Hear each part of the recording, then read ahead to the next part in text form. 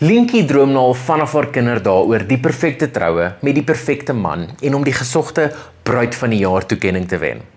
Maar wanneer haar aanstaande man Sander op haar verneek, op die troudag, val haar planne in mekaar. Maar eerder as om te gaan lê, beplan sy wraak.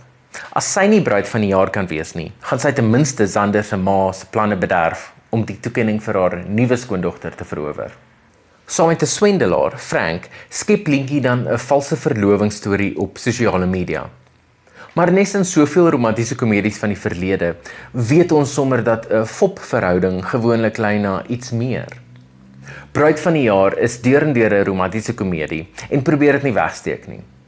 Die storie is bietjie voorspelbaar en kliseë, maar steeds belovend. Die boodskap oor die mite van 'n storieboek liefdesverhaal en die karakters en situasies wat groter as werklik is bietjie onsubtiel. En van die dialoog klink soms effens lomp wanneer dit uit regte mense se monde val. Maar visueel is die fliek mooi en maak oulike gebruik van grafika en illustrasies op een of twee plekke om die storie verder in te kleur. Dis bietjie soos 'n lekker sjokoladekoek met te veel versiersuiker. Jy sal dit heel waarskynlik geniet, maar dalk wens mens daar was klein bietjie meer om die lyf. Maar kyk ons nie juis romantiese komedies om van die kalorieë van die werklikheid te vergeet nie. Die karakters is almal bietjie eksentriek, soos 'n 40-jarige karakter wat in 'n aftreeoord tussen feestelike, lewenslustige ou mense woon. Dus, hoewel hierdie fliek herinner aan The Proposal of Anyone But You, staan dit uit in sy buite-die-boks vreemdheid, wat nader voel aan die styl van Forgetting Sarah Marshall of Man Up.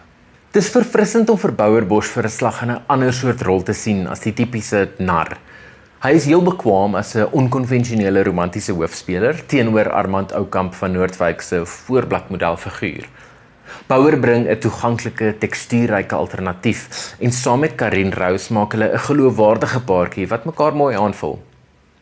Bruid van die jaar probeer nie die reëls herskryf of nuwe idees uitkerf nie, maar kry dit reg om 'n lekker, optimistiese ontsnapping te bied oor wat werklik belangrik is vir liefde om vlam te vat.